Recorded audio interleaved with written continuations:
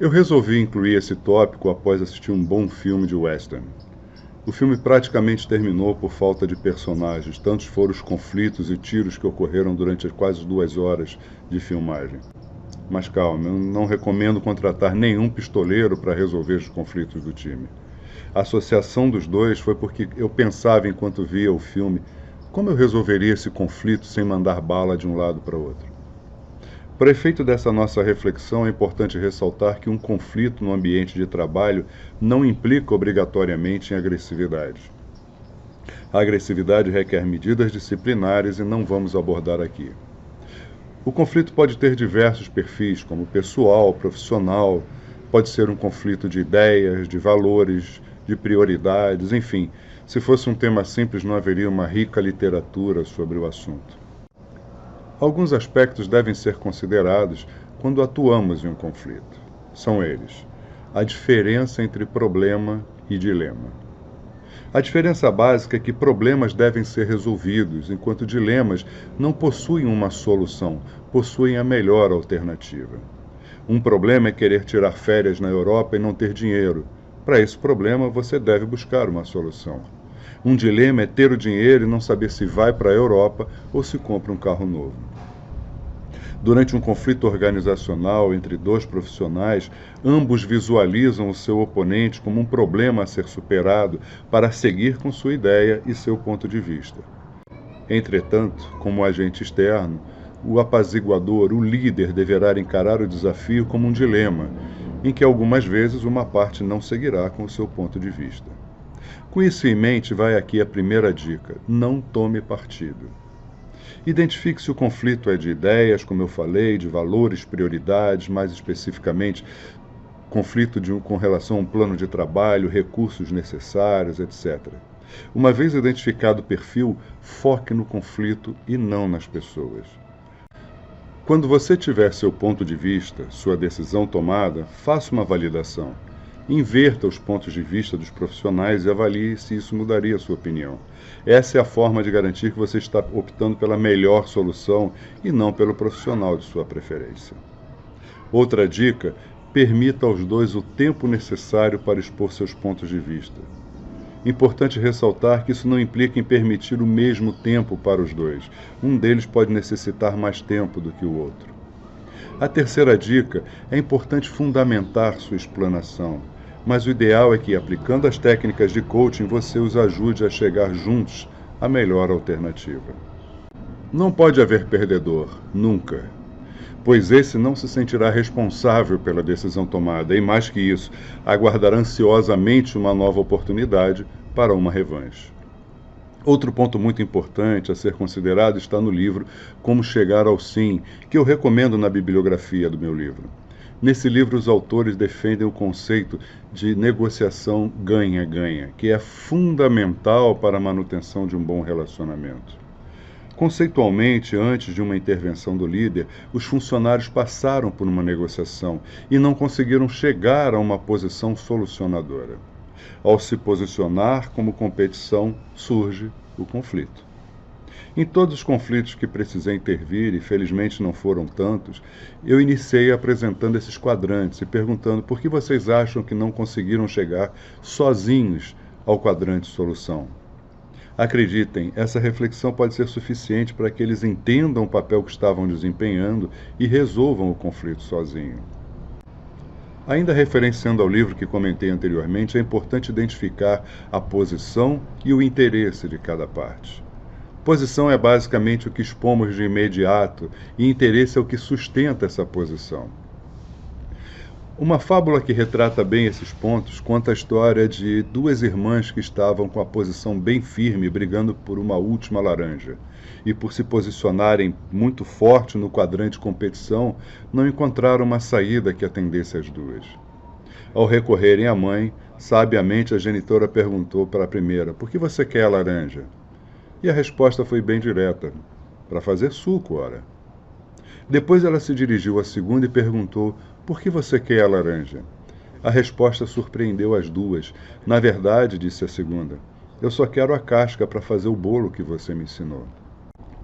Nesse instante, sem que a mãe precisasse tomar nenhuma ação, as duas passaram para o quadrante solução e perceberam que aquela única laranja atenderia às necessidades das duas e encerraram o conflito.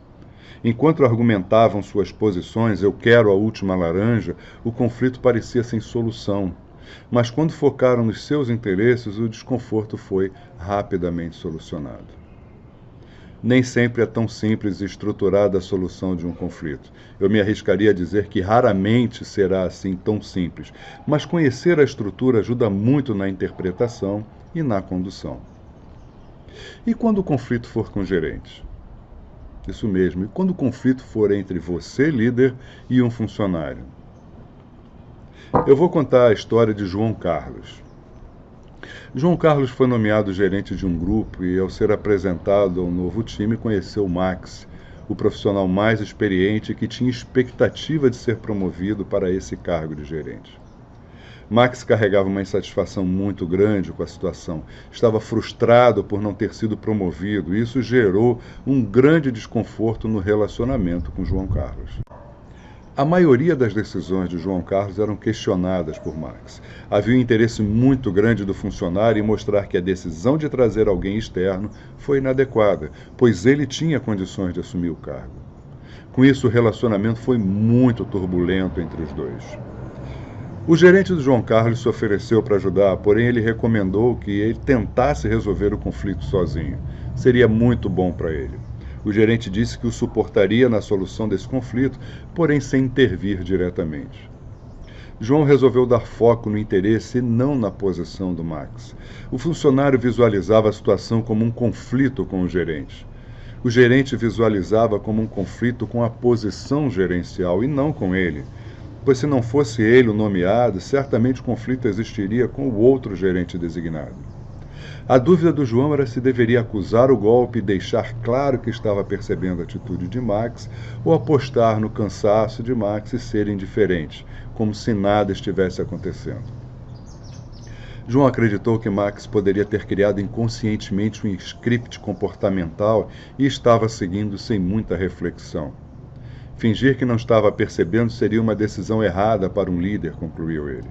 Então ele optou por ressaltar que estava percebendo a atitude do funcionário e que não achava adequada a forma como ele estava se comportando. Aplicando as técnicas de feedback, ele disse ao Max: Max, eu percebi que sempre que digo algo você questiona, algumas vezes inclusive com razão. Mas você não interage comigo olhando no olho. Embora eu tivesse tentado, você não abre espaço para assuntos fora do ambiente de trabalho. Associado ao fato de você ter externado abertamente sua expectativa frustrada por não ter assumido a posição gerencial, eu concluo que seu conflito não é comigo, seu conflito seria com qualquer um que assumisse essa posição. Portanto, não creio que haja nada que eu pessoalmente precise mudar. Sob a perspectiva de liderança, essa sua atitude está reforçando que a decisão foi acertada e não te designar para o cargo. A percepção que você nos passa é que está sabotando uma decisão superior para mostrar que erraram. Um líder precisa superar esses momentos difíceis sem contaminar o ambiente. Teus colegas te respeitam e estão sendo contaminados por sua insatisfação pessoal. Como responsável por seu desenvolvimento e sua carreira, eu espero que você mude esse comportamento, pois está comprometendo a sua imagem. Mudar agora significará que você reconheceu o erro e superou o momento. Estou pronto para te ajudar nessa virada, se você quiser. Mais do que isso, eu vou observar seu comportamento nas próximas interações e te retornarei com a minha percepção. Esse foi o grande momento de virada no relacionamento, pois permitiu que o funcionário refletisse sobre sua atitude e passasse a atuar de forma mais harmônica. Certamente outras soluções mais imediatas resolveriam a questão, como advertência, suporte da gerência de segundo nível, transferência de funcionários e tantas outras mais. A opção escolhida por João Carlos permitiu o fortalecimento do relacionamento, o fortalecimento do respeito entre os dois e um futuro elogio público de Max, que disse: eu não sei se estivesse no lugar de João Carlos, eu teria tanta paciência comigo. É comum que em momentos de atrito, conflito ou até mesmo discussões calorosas, algumas palavras fortes sejam ditas indevidamente, no calor da emoção. Um líder nunca pode cometer essa falha. Lembre-se que você domina suas palavras até serem ditas. Depois de dita, você será dominado pelas consequências que elas geraram. Isso serve para todos os relacionamentos, sejam pessoais, conjugais ou corporativos. Não são raras as vezes em que se diz após uma reconciliação: vamos fingir que nada aconteceu e seguir em frente. Isso é um falso acordo para apagar um erro do passado. Isso está fundamentalmente errado. Não há como esquecer o que aconteceu. Isso demonstra, acima de tudo, uma fraqueza. Seria como dizer: precisamos esquecer isso, pois o nosso relacionamento não sobreviverá com essa mácula. O certo em situações como essa seria dizer: não vamos nunca esquecer que nosso relacionamento foi capaz de superar esse momento de erro e fraqueza. Somos mais fortes do que isso. O relacionamento pode ser representado por uma tênue linha que une duas pessoas.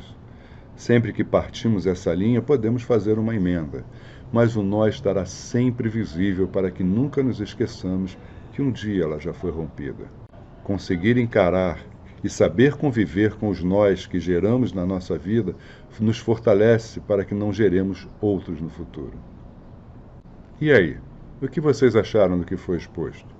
Eu gostaria de ouvir o ponto de vista de vocês. Comentem, compartilhem e se inscrevam no canal, pois outras pílulas estão por vir. Obrigado.